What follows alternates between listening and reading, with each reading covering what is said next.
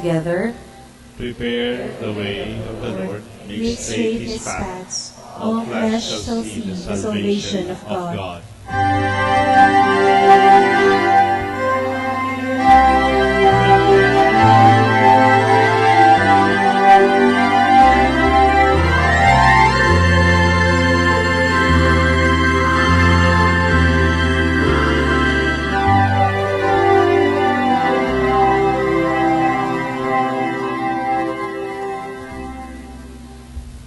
The Lord be with you. And with your spirit. Proclamation from the Holy Gospel according to Matthew. Glory to you, O Lord.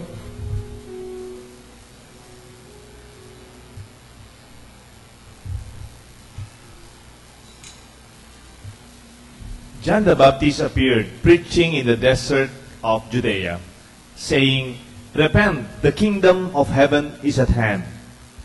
It was of him that the prophet Isaiah had spoken when he said, "A voice of one crying out in the desert, prepare the way of the Lord, make straight his path." John wore clothing made of camel's hair and a leather belt around his waist. His food was locusts and honey. And that time, Jerusalem, all Judea, and the whole region around Jordan were going out to him and were being baptized by him in the Jordan River as they acknowledged their sins. When he saw many of the Pharisees and Sadducees coming to his baptism, he said to them, "You brood of vipers, who warned you to flee from the coming wrath? Produce good fruit as evidence of your repentance. And do not presume to say to yourselves, 'We have Abraham as our father.' For I tell you, God can raise up children to Abraham from these stones. Even now the axe lies at the root of the trees. Therefore, every tree that does not bear good fruit will be cut down and thrown into the fire. I am baptizing you with water for repentance, but the one who is coming after me is mightier than I. I am not worthy to carry his sandals. He will baptize you with the Holy Spirit and fire. His winnowing fan is in his hand. He will clear his threshing floor and gather his wheat into his barn, and the chaff he will burn with unquenchable fire." My dear friends, the Gospel of the Lord. Praise to you, Lord Jesus Christ. In the name of the Father, the Son, the Holy Spirit. Good morning po. John the Baptist is inviting us for a retreat. An invitation for a retreat with John the Baptist. Meron na po sa inyo yung nakapag-retreat? Nung seminarista kami, every semester may retreat kami. Retreat is not only a recollection, retreat is a long period of time, at least 1 week, that you will be going through spiritual exercises. Kung merong physical exercises at training, meron ding spiritual exercise and training. Kung minsan merong shorter version yun ng tawag recollection. Kahapon sa BCBP, in the morning, nagkaroon ng Advent recollection. In the morning, kaming dalawa ni Father Raul. Mamayang hapon, magbibigay po kami ng recollection on Advent reflection sa Lakeshore with the Family Encounter Foundation of the Philippines. It's a Central Luzon level Advent recollection. These are short experiences of an invitation to appreciate the gospel today. A retreat is an invitation to step back. Umurong ka ng konti. Distance yourself to the very reality you are engaged in every day.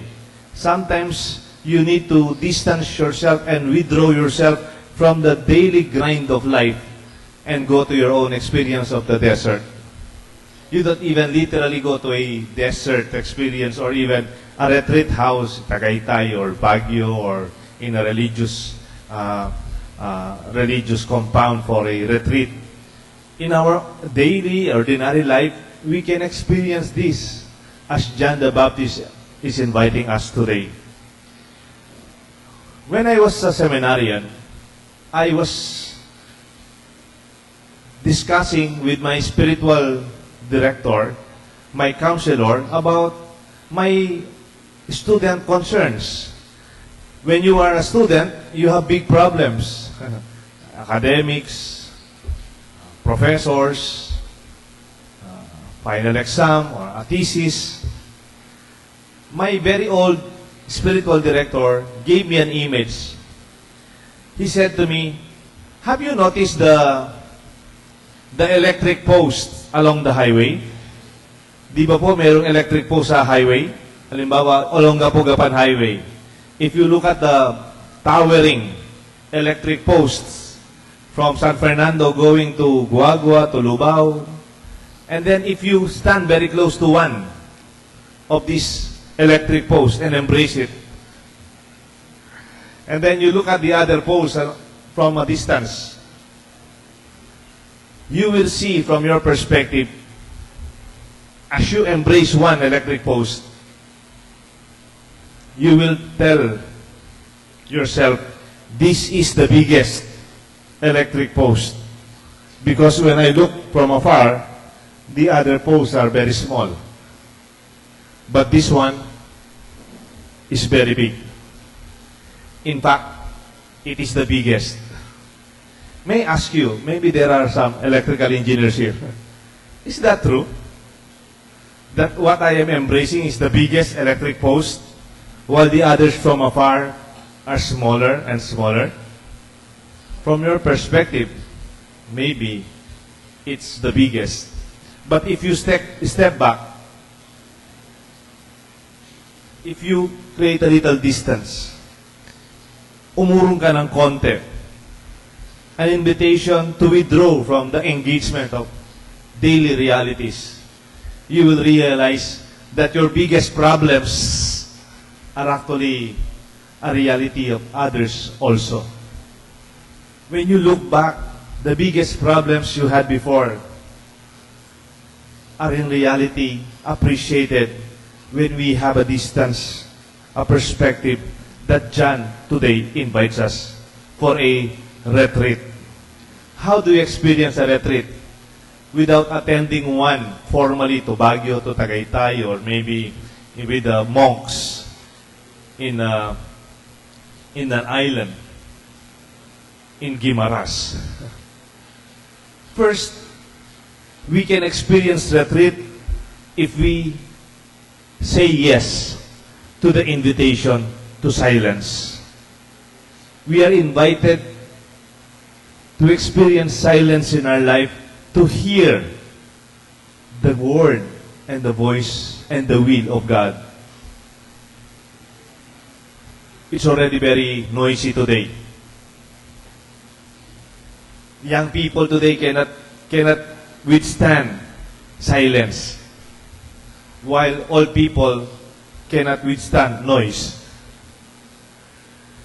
Kids today would always have this strong sound system. Boo, boo, boo, boo, boo, boo, boo, boo, boo, boo, boo.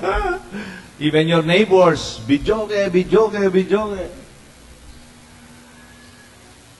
Sometimes, suddenly, they are quiet. Ngayon pala, they are wearing their earphones. I tell you, yung mga kabataan ngayon, pag sila na yung matanda, mas marami yung bingi. Mas madakal rin maklak. During the times of these young people, when there will be old like us. Because of that noise that prevents us from appreciating the simple silence of the day and the night. The desert is a place of silence. The purity of hearing the wind, and even the most basic reality of nature. It settles you down. The soul yearns for silence. May I repeat? Ing kaladwata mo, pagdulapana, ing katahimikan.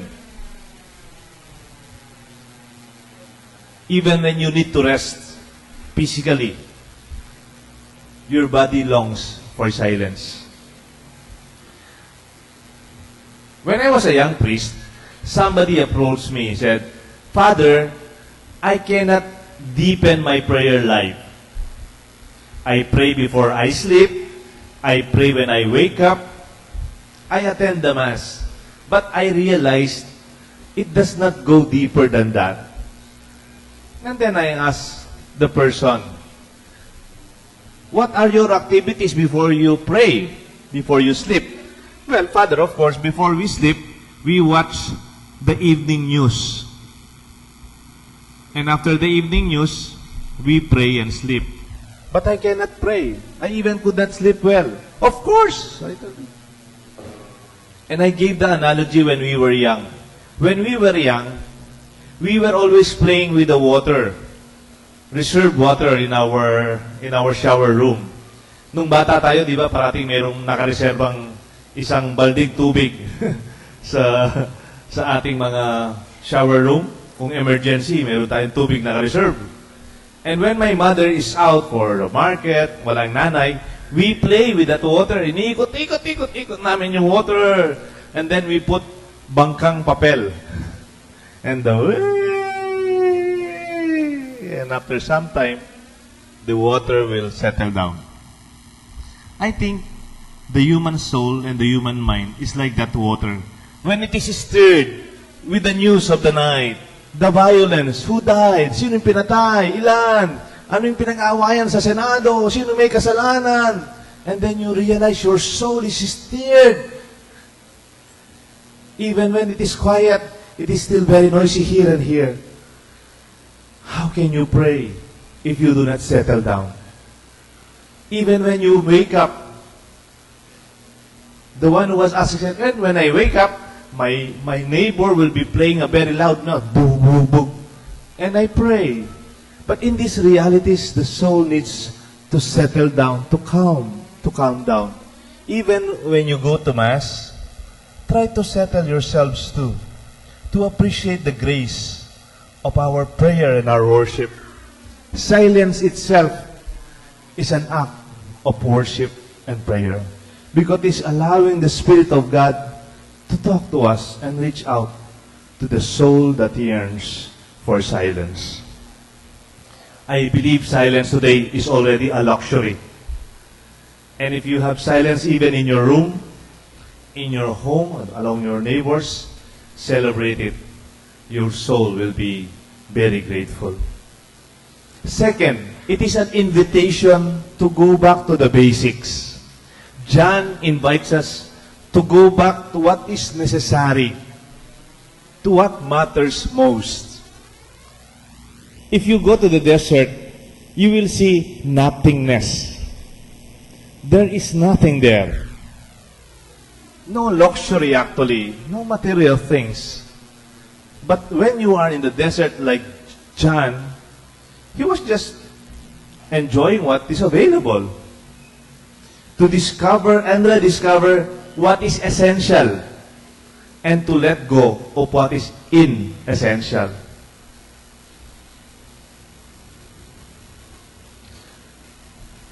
Sino na po sa inyo yung nag-tour? Who experienced going out for a vacation via going to other places? Rome Blon. Tagaytay, or maybe Palawan, maybe Cebu, or Baguio, it's around 3 hours. Or maybe some, you go to other countries. Maybe, or I'm sure, you will enjoy your tour, your vacation, isn't it? But more than the new place, more than the new sceneries, or the beautiful touristic places, I am sure you are also very happy because you only have one bag with you. You have a room that is almost empty. No complications. Alam niyo po ba't masaya yung pumapasyal, nagtutor? Kasi yung dala-dala mo lang yung kailangan. You only bring with you what you need. If it is a 3-day vacation, you only bring what is with you for 3 days. And that journey becomes light. There's much space, not only for the scenic view, but even with your personal life. The experience of the desert is to realize what you really need most and what you do not really need. Sometimes we go through our own desert experiences only to realize what is really important. Many people travel lalo yung Pinoy, maraming karga. Nga pangbalikbayan boxes are very big. When I had the chance to travel, as I was checking in my bags, the Canadian porter said, Filipino? I said, why? Your bag is very big. Pasalubong, pasalubong, pasalubong. And, but in our real life, the desert offers to us what is basic. To appreciate what we really have. To discover the essential. Last night, I attended the Duman Festival in Santa Rita. It's called an Eco Park by the Mega Dike. It is very, very good today. The place is developed by the local government and cemented and a parking. Next year, it will be developed, the seats. I enjoyed the Duman Festival. Every year, I attend the Duman Festival. If you want to attend next year, first Saturday of December, evening. You know why I enjoy? If you look up, you will only see the sky. And you look down, you see the grass. And it's a very basic theater of wonderful Kapampangan music. And everybody was so at home. No need to pretend. You are with kids, with old people. It's pure entertainment for the soul. It's wonderful to go back to the basics. You don't even have to pay. It's free. And it's this wonderful experience of sharing ourselves, the talents, the God-given gifts. It's a pure celebration of what the soul really needs. Go for a retreat. You don't even have to go to the most expensive concert or even go to a retreat house. When you have that space to go back to the basic, the silence of being on your own. Maybe you are driving in a traffic jam. You can be angry or you can take that opportunity as a moment of retreat, of silence, and going back to the basic of just being with yourself and with your God and prayer. Even when you are alone in the kitchen working, the kids are out, your partner is not with you, your partner is not with you, and then that is also an opportunity of having a retreat in your kitchen or where you are working at home. Lastly, a retreat becomes an invitation for us also, an opportunity to reorient and redirect our life back to Jesus. When I say reorient, because it's possible that you are also disoriented. With the complications of life today, you can miss the point of the direction of our life, the purpose, the reason. You can go back to it. When you were married, when you began your marriage, what were your promises? What are your dreams? When you started your career, your business, what are your motivation? What is your purpose? When you veer away from that orientation, you become disoriented. I am not an engineer, but I see a lot of engineers here. There are also some engineers. There are some architects. Di ba po, when you draw a line, a straight line, and when you veer a little bit away from that line, you create a little angle away from the line. The line becomes wider and wider and wider. Tama ho ba yan? Halimbawa, this is my straight line. And then I veer a little bit away from it. But if you continue that disoriented line, even a small fraction of an angle, and you continue it, the longer you follow that disoriented line, the farther you go away from the real purpose. It can start with something small. Isang stick lang, sigarilyo.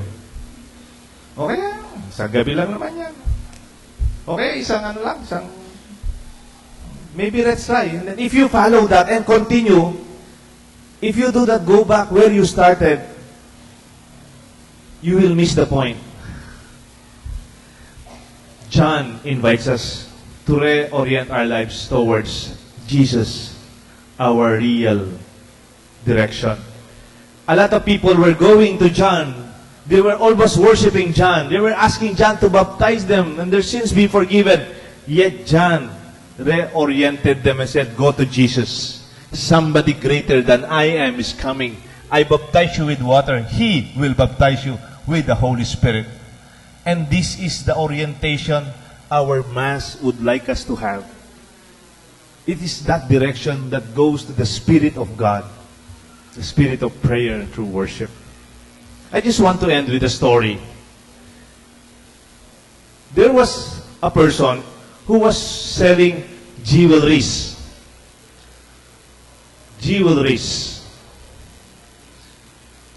Alahera. Tama ba yun? Alahera. So, titinda po siya ng mga jewelries. And then the person crossed the desert. And in the middle of the desert, there was a very strong sandstorm. But actually, he was passing the desert to go to another city to sell his jewelries. And when he was passing by, he was lost in the desert. A very strong sandstorm took over. He was almost blinded. He cannot breathe.